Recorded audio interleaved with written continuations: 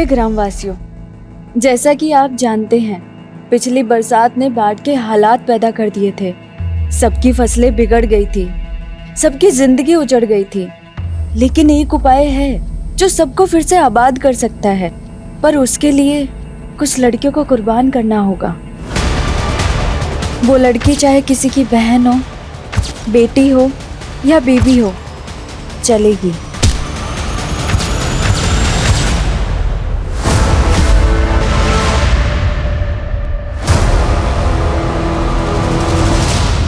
Post master सामूहिक चिट्ठी।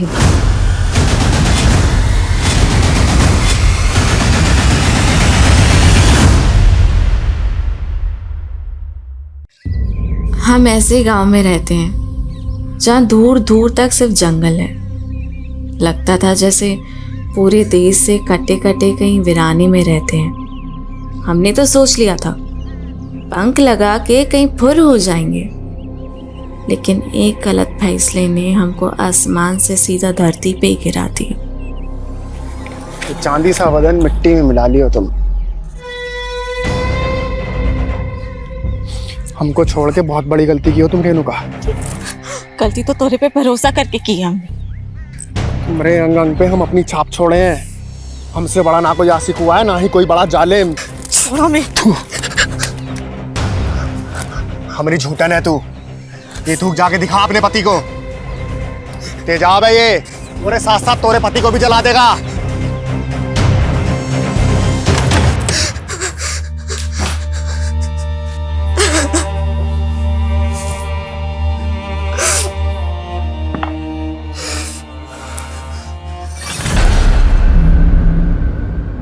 रेनू, का हाल बना रखा है यार? का है? का हुआ? वो खेत से आए तो थक के आकर बैठ गए। कपड़ा बदल के आते हैं।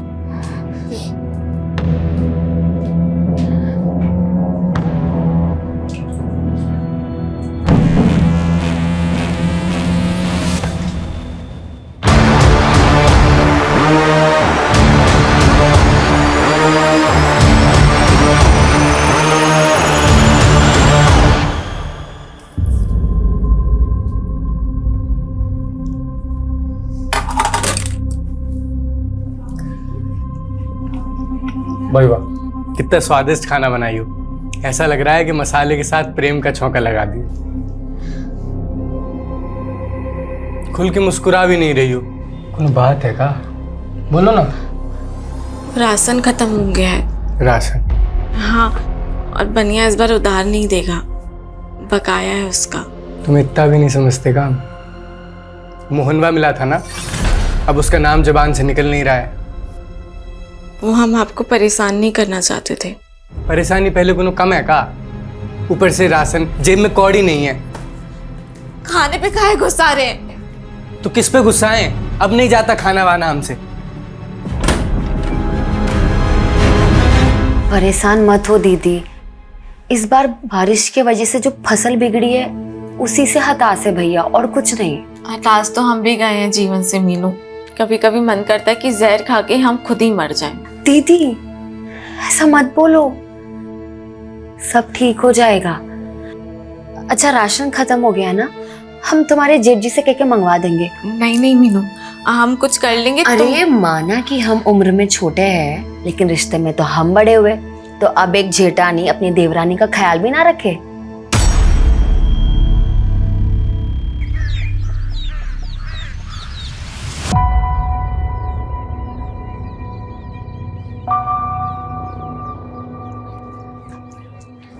खेत जा रहे हैं हम। सुनिए, वो आप खाने के वक्त आएंगे ना तो ये सामान लेकर आना। अरे ये तो हम परसों ही लेकर आए थे। वो रेणुका दीदी को इसकी जरूरत थी, और आप अपने छोटे भाई की हालत तो जानते हैं। रेनू मैं ये नहीं ला सकता हूँ। अरे अगर ये हम रेणुका के लिए लेकर आए ना तो अजय बुरा मान जाएगा। और वैसे भी तुम तो जानती हो, हमें और रेणुका को लेकर पहले से ही अजय के मन में क्या चल रहा होता है। अरे कमलेश भैया, वो चौपाल पे पूरा गांव वालों को बुलाए मुखिया जी। का है? वो पूरा गांव वालों के नाम कोनो सामूहिक चिट्ठी आया है। सामूहिक चिट्ठी?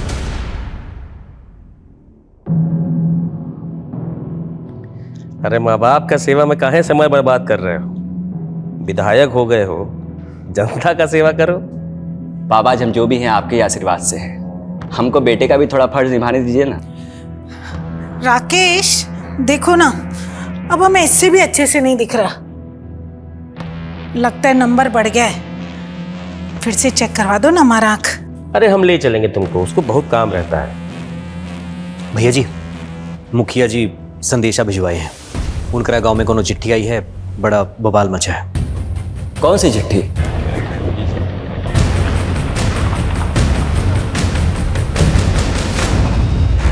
कहोगे मुखिया जी, क्या है उस चिट्ठी में? चिट्ठी तो पोस्ट मास्टर कालू मिश्रा के नाम लिखी है और उसके नीचे लिखा है सामूहिक चिट्ठी। प्रिय ग्रामवासियों, जैसा कि आप जानते हैं पिछली बरसात में बाढ़ की स्थिति पैदा हो गई थी। सबकी फसल बिगड़ गई और सबकी जिंदगी उजड़ गई। लेकिन एक उपाय है जिससे फिर से सबकी जिंदगी आबाद हो सकती है, पर उसके लिए आपको कुछ लड़कियों को कुर्बान करना पड़ेगा। ये क्या बात हो गई? क्या बोले जा रहे हो? रुक जाइए, पहले इन्हें पढ़ने दीजिए। कल रात 12 बजे पहली लड़की को गांव की सीमा समाप्ति बोर्ड के पास छोड़ जाइए। फिर देखना अगले दिन से गांव के हालात बदलना शुरू हो जाएंगे। इसके लिए आप हर हफ्ते एक लड़की का इंतजाम कर दीजिए और बचा लीजिए गांव को, गांव का मसीहा। अरे कौन कर रहा है ऐसी मांग हमारी बहन बेटी के बारे में? अरे ये वही बाबा होगा जो बलि देना चाहता अरे था। जो भी है छोड़ेंगे नहीं उसे। देखिए देखिए सुनिए, जिसने भी हमारे साथ ये गंदा मजाक किया है उसका हम पता लगा के रहेंगे। और रही बात फसल की, तो हम आपको आश्वासन देते हैं, इसके लिए हम सरकार से राहत राशि का मांग कर रहे हैं। लेकिन विधायक जी, आधे से ज्यादा परिवारों में एक वक्त का राशन भी नहीं है और जल्दी में अगर कुछ नहीं हुआ तो ये सब का भी यही हाल हो जाएगा। अरे चिंता काहे करते मुखिया जी, सरकार नहीं की तो हम है ना, हम अपना भंडार खोल देंगे। हम कल से ही सबको 5-5 किलो चावल दाल गेहूं देने का ऐलान करते हैं। तालियां! विधायक जी की जय! विधायक जी की जय! विधायक जी की जय! विधायक जी की जय!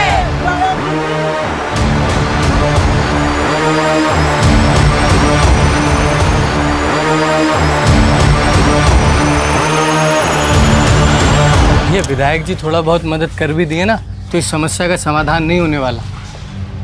अगली फसल तैयार होती तो 6 महीने लग जाएंगे, तब तक कैसे होगा? भाई बात तो तुम्हारी सही है अजय।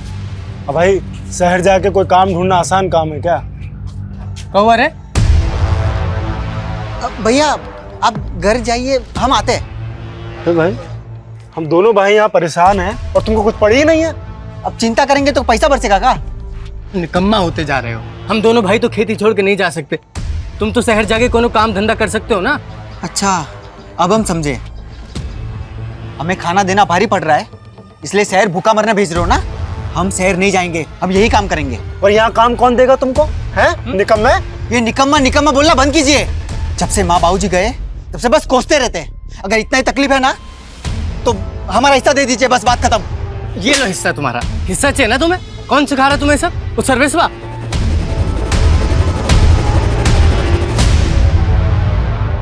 ये तुम्हारा विधायक भाई तो हाथ ही नहीं आ रहा है। क्या बोले थे तुम हमको? तुम्हारा भाई हमारे नए प्लांट के लिए हमें जमीन दिलवाएगा। कब दिलवाएगा? गांव वालों का मसीहा बन रहा है राकेश, इसलिए आपको जमीन नहीं दिलवा रहा। लेकिन आप चिंता मत करिए, हम है ना, आपको ये जमीन भी दिलवाएंगे और आपका प्लांट भी वहीं लगवाएंगे।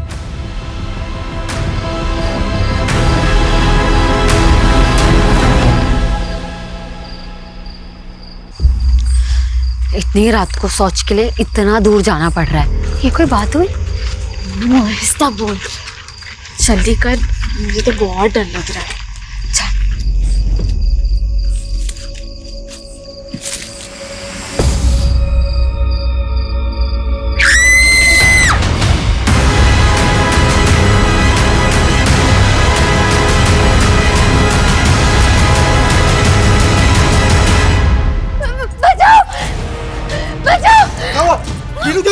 क्या हो गया? कैसे आ रहा है? रुको दीदी, मैं सोच जब भी जबरदस्ती हमारा अभी कौन लोग थे? हाँ दीदी लोग मुंह में कुछ था। राकेश, राकेश, राकेश, क्या हुआ पापा? अरे कोई गांव की औरत का इज्जत टूटने का कोशिश किया है, शायद जंगल ले गए वो उस औरत को। रेणुका! रेणुका! रेणुका!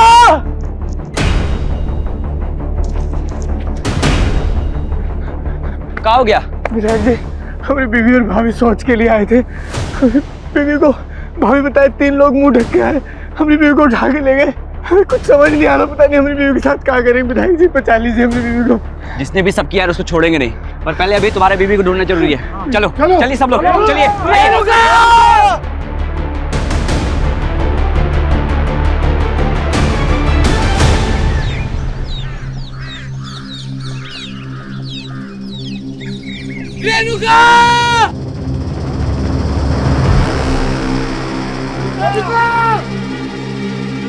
विधायक जी, वो रेणुका वहां पे। चल चल चल चलो चलो आओ।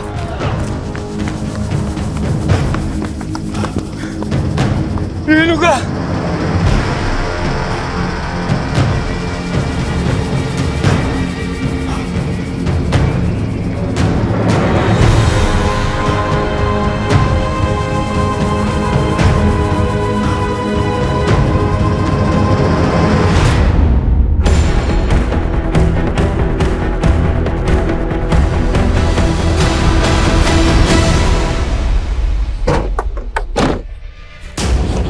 पीछे हटिए, पीछे हटिए, पीछे आइए, आप लोग पीछे आइए, आइए पीछे आइए।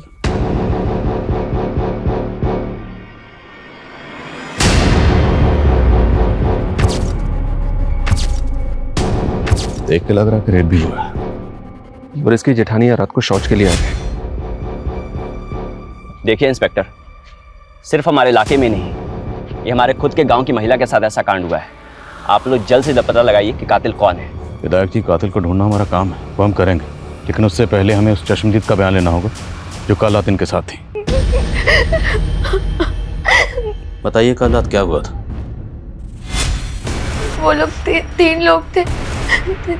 तीनों ने अपना चेहरा ढका हुआ था। वो लोग तो हमारे साथ भी जबरदस्ती करना चाहते थे। हम कैसे जैसे वहां से भाग निकली, लेकिन अपनी दीदी को नहीं बचा पाए। उनमें से किसी एक का भी चेहरा देख पाई हो? अपने किसी को नहीं देखा। पर हम जानते हैं साहब कौन किया है सब। कौन? मोहन साहब। कौन मोहन? रेणुका का पहला पति। पहला पति मतलब रेणुका की आपसे दूसरी शादी थी? जी साहब। दरअसल रेणुका की शादी पहले बड़े भैया से तय हुई थी। तब भी वो मोहन रेणुका को भगा के ले गया था।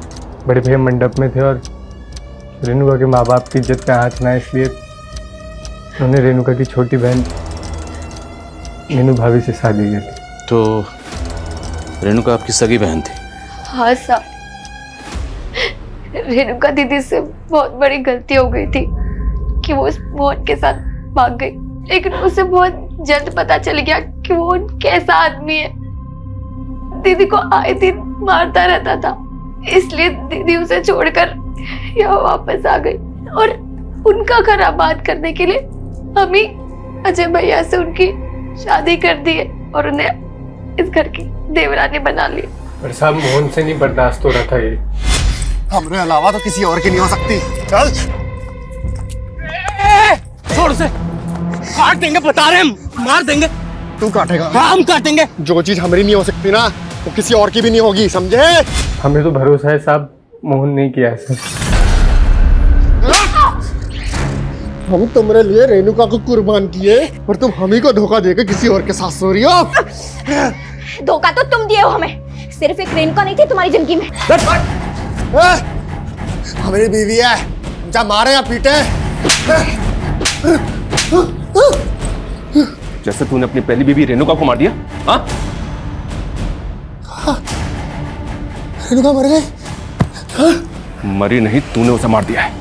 नहीं। तेरी तो थाने चल के उतारते हैं। ले चलो इसे। विनायक जी, वो रेणुका का लाश वहीं नजदीक में मिला जहां वो चिट्ठी भेजने वाला गांव का औरत को मिलने के लिए लिखा था। कहना क्या चाहते हैं आप? रेणुका को वहां जानबूझ के भेजा होगा। उसका पति और भैंसुर तो कह रहे हैं कि वो अपना गोतनी के साथ शौच के लिए बाहर गया था। हाँ। मास्टर जी, हम आपको कहे थे चिट्ठी के बारे में पता करने के लिए, पता किए? चिट्ठी पर संतो डाक खाने का मुहर था, वहीं से किसी ने भेजा होगा, लेकिन ये बात पता करना मुश्किल है कि उसको भेजने वाला कौन होगा। संतो गांव।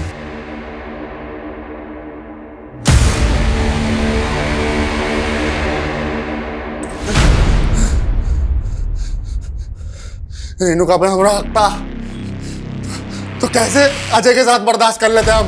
पहले उसको छोड़कर दूसरी शादी कर ली, और दूसरी शादी करने के बाद पहली बीवी वापस चाहिए। हाँ चाहिए थी।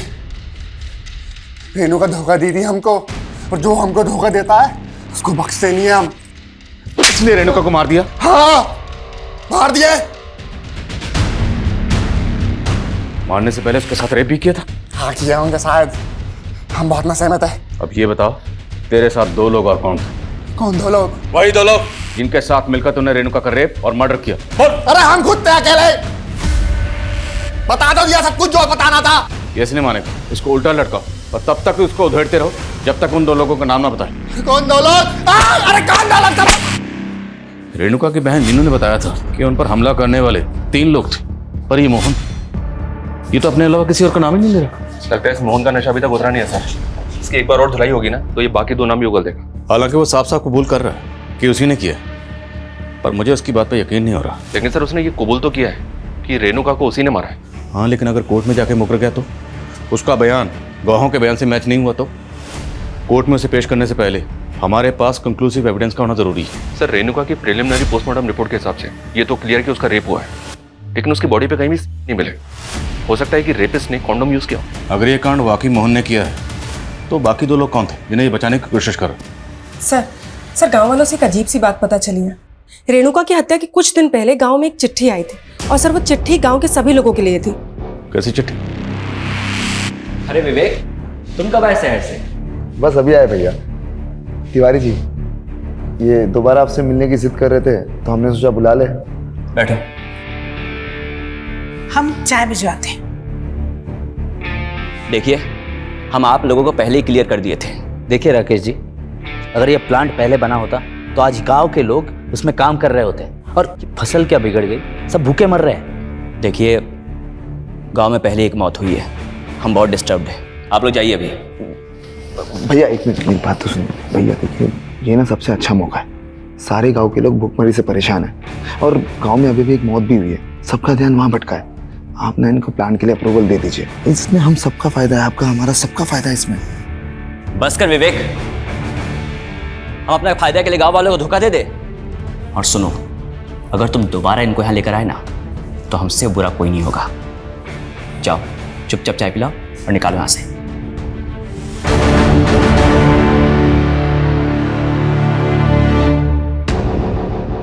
चिट्ठी लिखने वाले ने गांव की लड़कियों को कुर्बान करने की बात लिखी है, और गांव की सरहद के पास जो बोर्ड है, हर हफ्ते वहां एक नई लड़की का इंतजाम करने के लिए कहा गया है। और चिट्ठी लिखने वाला खुद को गांव का मसीहा बता रहा। जहाँ रेणुका की लाश मिली वहां से सीमा समाप्ति का बोर्ड ज्यादा दूर नहीं है, और लड़की को वहीं छोड़ के जाने की बात लिखी। लेकिन साहब, हम सभी गांव वाले इस वाहियात शर्त के खिलाफ थे। खत कहाँ से आए? ये शांतो गांव के डाक खाने से आई थी। पता लगाने की कोशिश की पर पता नहीं चला वहां से किसने भेजा था। लेकिन कोई तो है जिसकी हमारे गांव की औरतों पे बुरी नजर है। हमको तो ये वही बाबा लग रहा है जिसने सबके सामने एक गंदा मांग किया था। कौन बाबा? कैसी मांग? साहब, फसल खराब होने की वजह से गांव वाले भूखे मर रहे थे, तब ये बाबा यहाँ आया था। बड़ी चमत्कारी बातें कर रहा था। बाबा जी, आप कहाँ से आ रहे हैं? आपके लिए भोजन पानी का प्रबंध करें? बच्चा, यहाँ तो भूखमरी फैली हुई, इतने लोग भूखे पेट सो रहे हैं। हम यहाँ भोजन नहीं करेंगे, हमसे ये पीड़ा देखी नहीं जा रही। बाबा जी, इस पीड़ा का कोई उपाय है? क्यों नहीं, इसलिए तो यहाँ आए। कैसा उपाय बाबा जी? पूजा करना होगा, और इस पूजा में एक इंसान की बलि देनी होगी। जानते भी हैं आप लोग, बलि देना कानूनन जुर्म है, और आप लोग चिंता काहे कर रहे हैं? इस समस्या का समाधान हम मिलकर निकाल लेंगे। और रही बात गांव की, तो हम गांव के लिए ज़्यादा से ज़्यादा चंदा इकट्ठा करेंगे। बस आप लोग इस अंधविश्वास में मत पड़िए। विधायक जी सही बोले थे, इसीलिए हम सब उस बाबा की बातों में नहीं आए। एक बाबा गांव में आया और वो बलि देने की बात कर रहा था। आप दोनों जिम्मेदार ओहदों पर हैं, सरपंच, विधायक। आपको पुलिस को इतला करनी चाहिए थी। कौन था वो बाबा, कहाँ से आया था? मालूम नहीं साहब। आपने उसकी शक्ल तो देखी होगी, चेहरा याद होगा उसका? जी साहब, याद है। स्केच बनवा सकते हैं? बिल्कुल सर, इस बाबा की तलाश तो करते हैं, पर मुझे ऐसा लग रहा है कि उस खत को रेणुका के मर्डर से जोड़ के देखना ठीक नहीं है। मोहन तो पहले कबूल कर चुका है। अगर ये मोहन ने किया है तो बाकी 2 लोगों का नाम क्यों नहीं बता? क्योंकि मीनू कह रही थी कि वो 3 लोग थे, तो बाकी 2 लोग कौन थे? मीनू, हम मोहन के लिए ना कमलेश जी जैसे इंसान को धोखा दिए थे, और तुम बोल रही हो कि हम उसके छोटे भाई के साथ शादी कर लें।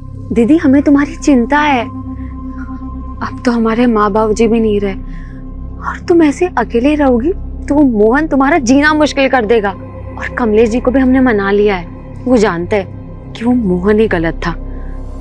वो लोग तो तुम्हें एक दूसरा मौका देना चाहते हैं।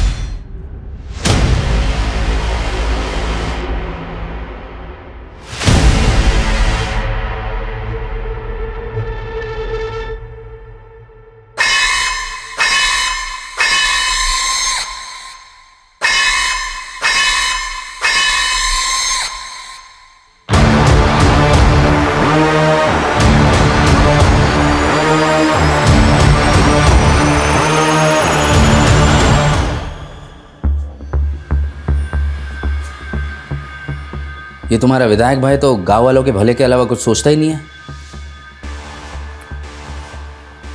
लेकिन तुम अपना भला सोच सकते हो। सोचो कल को ये प्लांट लग गया ना, तुम्हें भी बढ़िया सी कमीशन मिल जाएगी। भैया मानेंगे नहीं तो होगा कैसे? हो सकता है अगर अपने भाई की जगह तुम विधायक बन जाओ। 2 महीने बाद इलेक्शन है, खड़े हो जाओ। भैया के खिलाफ हम इलेक्शन लड़ेंगे, एक दिन भी खड़े नहीं हो पाएंगे। जानते हो ना, पूरा गांव ने मसीहा मानता है। लेकिन अगर कुछ ऐसा हो जाए कि तुम्हारा भाई इलेक्शन ही ना लड़े तो फिर तो तुम्हारी जीत पक्की। राकेश भैया इलेक्शन ही ना लड़े,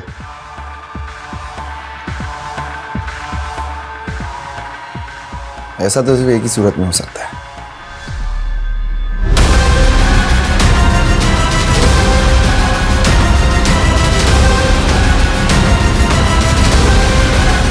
मीनू!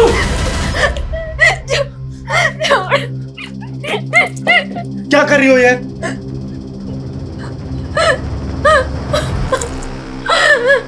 रेणुका दीदी के बारे में बिल्कुल अच्छा नहीं लगता। भाभी, तुम्हें कुछ हो गया तो भैया तो टूट जाएंगे ना। हमें ना अभी रेणुका के कातिलों को सजा दिलवानी है। किरण! किरण! छूट गए तुम। तू क्या सोची हमारे अंदर होते ही अपने आशिक की हो जाएगी? यहीं से हो रहे थे ना तुम दोनों? कहाँ है वो? कोई नहीं है, हम कह रहे हैं ना कोई नहीं है। देखो हमारी बात सुनो, कोई नहीं है यहाँ। चुप! कहाँ है वो? जब हम बोल रहे हैं कोई नहीं है यहाँ, समझे आप? जिंदा नहीं बचेगा तेरा आशिक। जानती हो ना, हमारी पहली बीवी का भी हत्या का आरोप है हम पे। तो मुझे पुलिस वाले छोड़ काहे दिए? मोहन को पकड़ने वाला आज तक तो पुलिस वाला पैदा नहीं हुआ है, समझी? बड़े साथी रहे हम।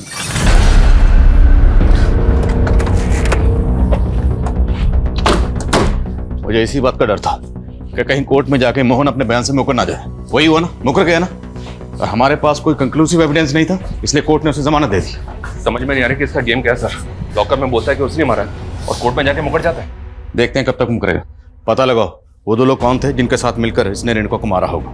सर, गांव वालों ने उस बाबा का स्केच बनवाया है जो चिट्ठी आने के 15 दिन पहले गांव आया था। सर, मैंने इसका लुकआउट नोटिस जारी करवा दिया है। पता चला चिट्ठी भेजने वाला कौन था? नहीं सर, लेकिन सर शांतो गांव से पिछले 1 महीने में 3 लड़कियां गायब हुई। सर, 2 दिन पहले उनमें से एक लड़की की लाश मिली, सीमा। सर, रेणुका की तरह इसका भी रेप हुआ है। केस का स्टेटस क्या है? सर, केस तो अभी तक अनसॉल्व है, लेकिन सर इस गांव का मुखिया है भीमा। वहाँ की पुलिस को इस पर शक था। सर इन तीनों लड़कियों के घर वालों ने इससे ब्याज पे पैसे लिए थे और इसकी इन तीनों लड़कियों पे बुरी नज़र थी, लेकिन सर पुलिस को इसके खिलाफ कुछ भी नहीं मिला। क्या इन तीनों लड़कियों के केस का रेणुका के केस से कोई ताल्लुक हो सकता है? सबसे चौंकाने वाली है वो चिट्ठी जिसमें हर हफ्ते एक लड़की की मांग की गई। जरा पता करो इन दोनों गांव में ऐसा क्या कॉमन है जिसका हमारे केस से ताल्लुक है। और बोलो।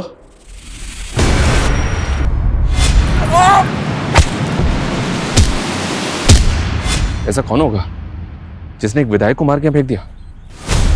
शायद मारकर फेंका नहीं गया, यही मारा गया। कौन मारा है हमारे विधायक जी को? हाँ बताइए, कौन मारा है? किसने मारा है? छोड़ेंगे नहीं छोड़ेंगे, हम ढूंढ के निकालेंगे। देखिए बात सुनिए, चुप हो जाइए, चुप हो जाइए आप। पुलिस अपनी कार्रवाई करेगी, भरोसा रखिए। लेकिन मैं आपसे अपील करता हूँ, आप में से कोई ऐसा काम नहीं करेगा जिससे इलाके का अमन चैन बिगड़े। पुलिस को अपना काम करने दीजिए।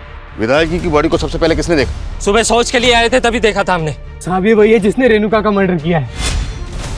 कौन? मोहन, जिस पे तुमने पहले भी शक जताया था? हाँ साहब, वही मोहन। लेकिन आप उसे छोड़ दिए थे। उसके बाद हम विधायक जी के पास गए तो उन्होंने हमें आश्वासन दिया था कि वो हमें इंसाफ दिलवा के रहेंगे। लेकिन अब देखिए उनके साथ क्या हो गया।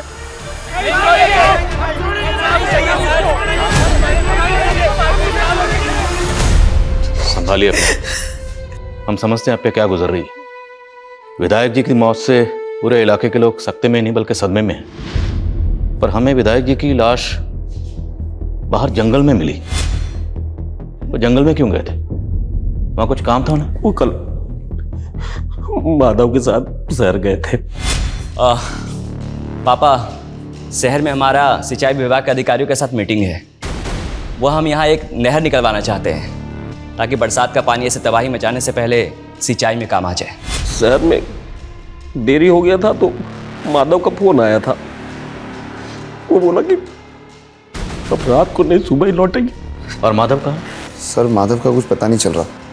और हम उसके घर गए थे तो हमने देखा कि माधव के घर के बाहर राकेश भैया की गाड़ी खड़ी है, लेकिन वहाँ पे माधव नहीं था। तो माधव रहता कहाँ? जो गांव के बाहर कनाल है उसकी के पास में उसका घर और खेत है।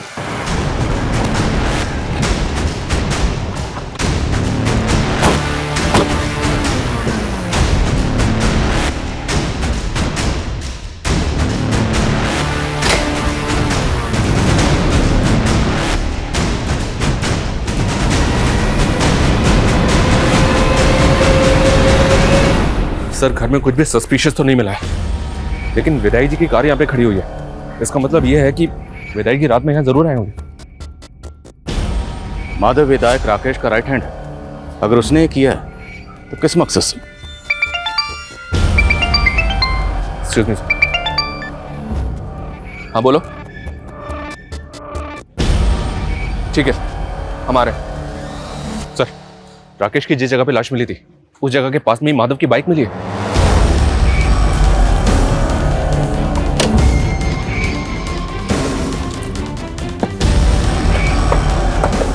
यही सर। सर ये रही बाइक, और सर बाइक पे चाबी भी लगी हुई है। तो क्या विधायक जी ने अपनी कार माधव के घर पे खड़ी की और माधव की बाइक से यहाँ पर आए, या फिर माधव ने यहाँ लेके आया? और शर्मा सवाल ये है कि अगर माधव इस कांड में शामिल है तो अपनी बाइक यहाँ छोड़कर क्यों जाएगा? पूरा एरिया अच्छे से स्कैन करो।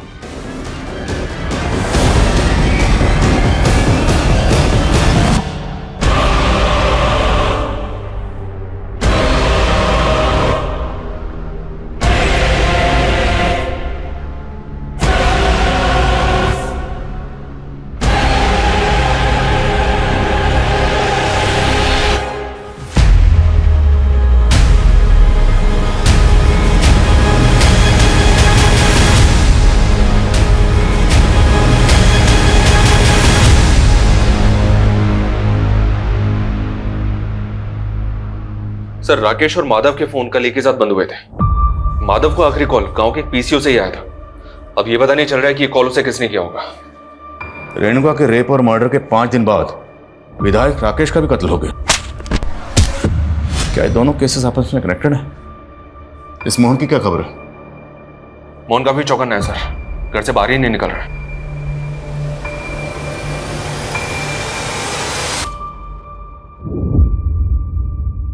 नजर बनाए रखो इस पे। रेणुका मर्डर केस में ये हमारा प्राइम सस्पेक्ट है। लेकिन सर शंतो गांव जहां से चिट्ठी आई थी उसी क्षेत्र का विधायक है राकेश, और उस गांव से इसे सबसे कम वोट मिले थे। सर लोग कह रहे थे कि भीमा ने इसे वोट देने से मना किया था। और 2 महीने बाद चुनाव भी है। सर कहीं राकेश की मौत के पीछे कोई पॉलिटिकल एंगल तो नहीं? पर हमें यह नहीं भूलना चाहिए कि शंतो गांव से 3 लड़कियां गायब हुई थी, इनमें से सीमा नाम की लड़की की लाश मिली थी, और इन तीनों केसेस का प्राइम सस्पेक्ट ये मुखिया भीमा ही है।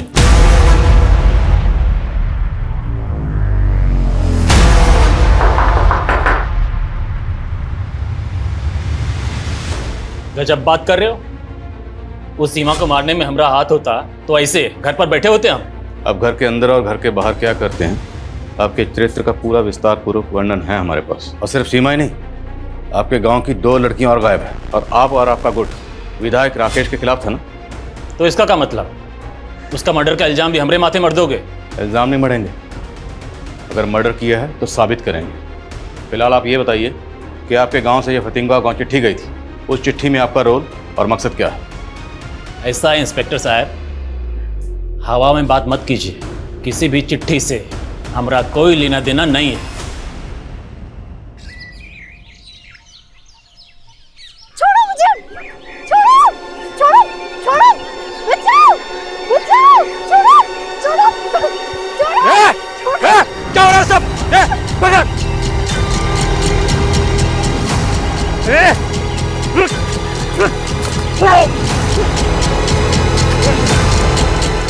विनोद, सर्वेश, लेके चल, लेके चल।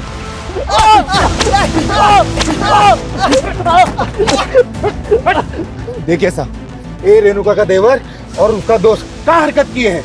हमें तो लगता है विनोद ही अपनी भाभी के साथ रेप करके मर्डर किए हैं। आपको क्या लगता है उससे फर्क नहीं पड़ता? कानून को अपने हाथ में मत लीजिए। अरे आप क्या बोल रहे हो? हमने कुछ नहीं किया साहब, हम सच कह रहे हैं। भैया भैया प्लीज हमें बचा लीजिए, हमने कुछ नहीं किया सच में। शर्मा खोलो इन्हें।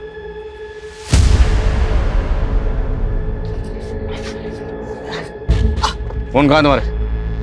सर वो हम सोशल मीडिया के लिए वीडियोस बनाते हैं, वो खुद आई थी, वो हमारी दोस्त है। कौन? वो लड़की। कौन लड़की? लेके चलो दोनों को। साहब साहब देखो डरो मत, हमें बताओ विनोद और सर्वेश ने क्या किया तुम्हारे साथ?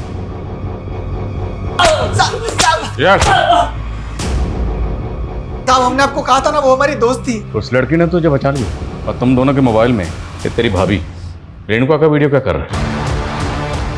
ये तो हमें विनोद ने दिया था। साहब गलती हो गई थी, भटक गए थे जो इनका वीडियो बना लिए। अपनी भाभी के साथ रेप और मर्डर किया इसके साथ मिलकर, और तुम लोग ये बताओ वो तीसरा कौन था तुम दोनों के साथ? नहीं साहब, हमने कुछ नहीं किया साहब। उठो इनको। साहब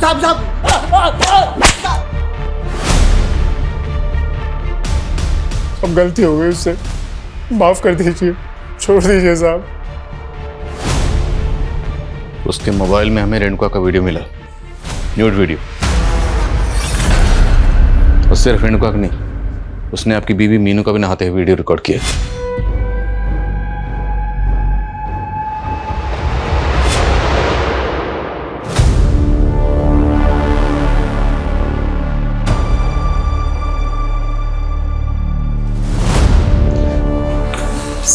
खबरियों से बाबा परंतु की लीड मिली।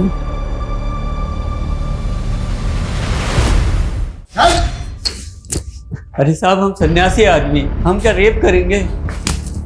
अली की तो बात कर रहा था ना तुम, और वो चिट्ठी भेज के औरत की मांग भी कर रहा था। कौन सी चिट्ठी साहब? हम कुछ नहीं किए। तो होने वाले नेताजी, अब तो आपके रास्ते का कांटा भी हट गया। अब तो राकेश दुबे की हत्या की हमदर्दी भी जनता से मिल जाएगी। सर ना तो विनोद और सर्वेश ये मान रहे हैं कि इन्होंने ही रेणुका का मर्डर किया है, और ना ही वो बाबा कुछ को बोल रहा है। बोलो। सर माधव मिल गया है, लेकिन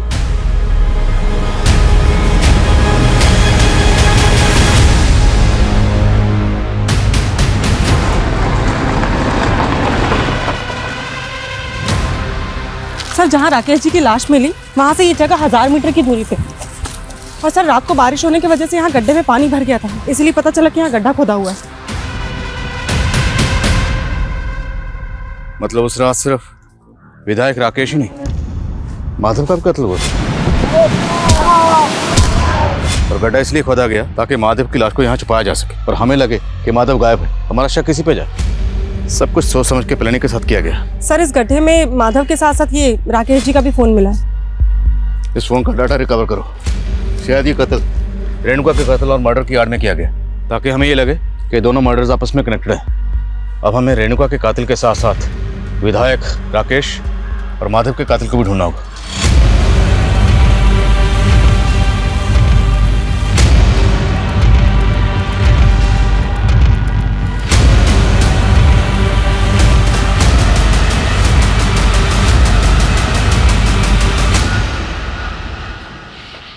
सर कम इन। सर राकेश जी की डिटेल्ड पोस्टमार्टम रिपोर्ट, उनकी आंखों में लाल मिर्ची के ट्रेसेस मिले। लाल मिर्ची? जी हाँ सर, ऐसा लगता है कि पहले उनकी आंखों में लाल मिर्ची डाली गई, उसके बाद उनको टॉर्चर किया गया, फिर उनके सर को पत्थर से पीट पीट के फोड़ दिया गया। और सर माधव की प्रिलिमिनरी रिपोर्ट भी यही सजेस्ट करती है कि उसकी आंखों में लाल मिर्ची डाली गई। इतना बेरहमी से मारा है हमारे बेटे को। जिस बेरहमी से विधायक जी और माधव को मारा गया, उससे तो ऐसा लगता है जैसे किसी ने कोई गहरी रंजिश निकाली। आप लोगों को किसी पर शक नहीं? विधायक राकेश के पेरेंट्स को भी इस बात का कोई अंदाजा नहीं है कि उनको सर हमने राकेश और माधव दोनों के फोन का डेटा चेक किया। सर उसमें 2 दर्जन से ज्यादा लड़कियों के न्यूड वीडियोस हैं, और सर उन वीडियोस में इन लड़कियों के साथ कोई जबरदस्ती कर रहा है। कहीं ये माधव ही तो नहीं है? अगर ये वीडियो रिप्ले करो, पॉज करो, जूम करो।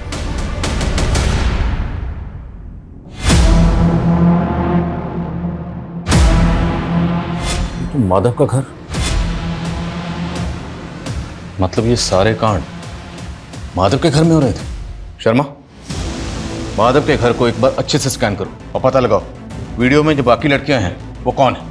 सर ये लड़कियां फतिंगवा गांव की लग रही हैं, क्योंकि सर इसमें से एक वीडियो मीनू का भी है।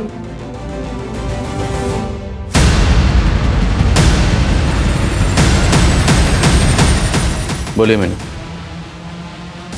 इस वीडियो में आपके साथ कौन है? साहब सारी फसल खराब हो गई थी, भूखे मरने की नौबत आ गई थी। हम तो बस उसके पास मदद लेने गए थे। देखो मीनू, हम तुमको बचपन से जानते हैं, तुम हमारे साथ पढ़ी भी हो। चिंता मत करो, हम तुम्हारे पति की नौकरी शहर में लगवा देंगे। बहुत बहुत शुक्रिया विधायक जी। अरे शुक्रिया किस बात का, तुम दोस्त हो हमारी। जब हम 20 साल के थे ना, तब तुम्हारे साथ सोने का सपना देखते थे। हमारे साथ सोगी ना, सपना पूरा करोगी ना? हम तो बस मजबूरी में उसके आगे झुक गए, लेकिन उसने हमारी वीडियो बना ली ना। उसने हमारे पति को काम पर लगाया, बस हमारे मुंह पर 5-600 फेंक देता था। रेणुका के साथ भी ऐसा करता था? नहीं साहब, दीदी ने हमें ऐसा कुछ तो कभी नहीं बताया।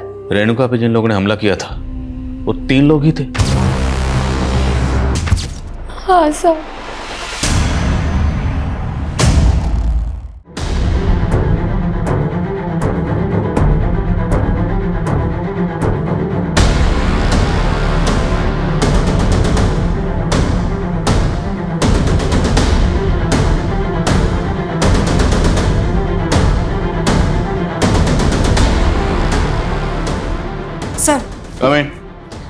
सर हमने माधव के फोन का डिलीटेड डेटा रिट्रीव किया है, उसमें रेणुका का कोई वीडियो नहीं, लेकिन सर उसमें सीमा नाम की एक लड़की का वीडियो। सर ये वही लड़की है जिसकी लाश हम संतो गांव में मिली थी। जिस तरह से विधायक राकेश और माधव लड़कियों को मोलेस्ट करते थे, इतना तो साफ है कि सीमा का रेप और मर्डर इन दोनों ने किया होगा। पर रेणुका का रेप और मर्डर किसने किया? और अब ये राकेश और माधव, इन दोनों को मारने वाला कौन होगा? सब फॉरेंसिक को माधव के घर में ब्लड ट्रेसेस मिले जो मिटा दिए गए थे, और ये ब्लड ट्रेसेस रेणुका के ब्लड से मैच कर रहे हैं। तो मतलब रेणुका का मर्डर माधव के घर में ही हुआ होगा। और मीनू ने तो हमें कुछ और ही कहा था। मीनू तुम अकेली लड़की नहीं थी, जिसको राकेश ने मोलेस्ट किया था। इस गांव की 1 दर्जन से ज्यादा औरतों को उसने मोलेस्ट किया और हमने उन सबसे बात की।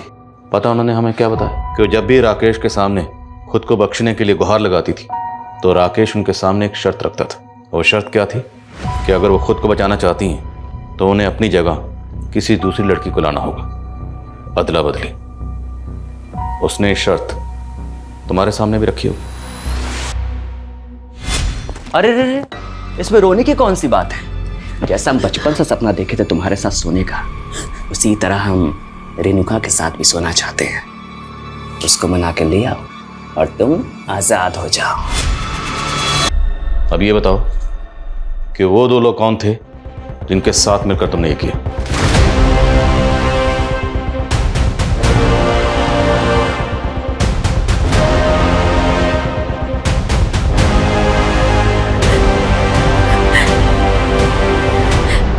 साहब, उसने हमें मजबूर कर दिया था,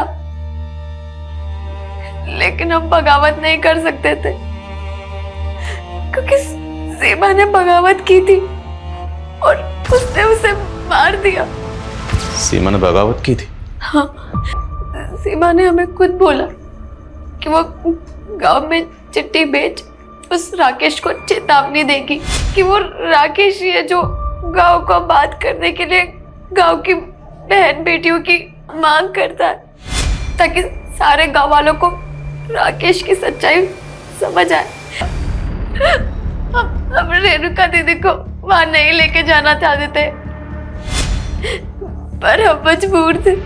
मीनू, तुम हमें यहाँ काहे लेकर आई हो? वो नहीं लाई है, हम बुलाए हैं तुमको।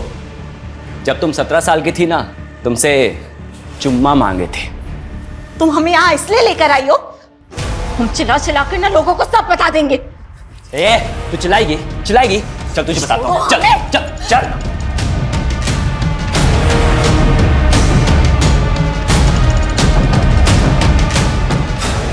उसने हमारे इसी को मार दिया।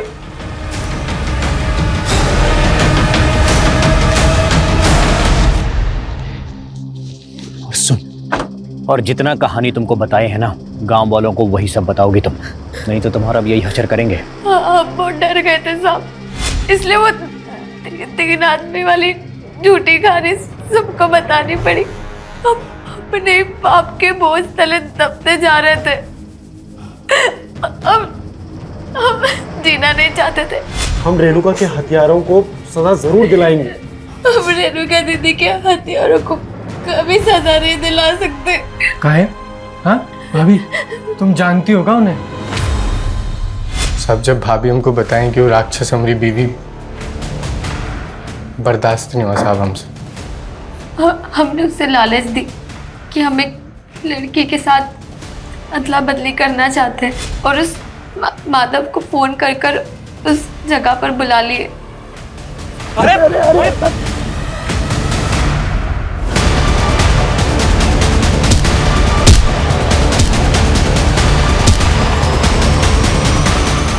और सब माधव को हम ही गाड़ दिए ताकि आपका शक उसी पे जाए।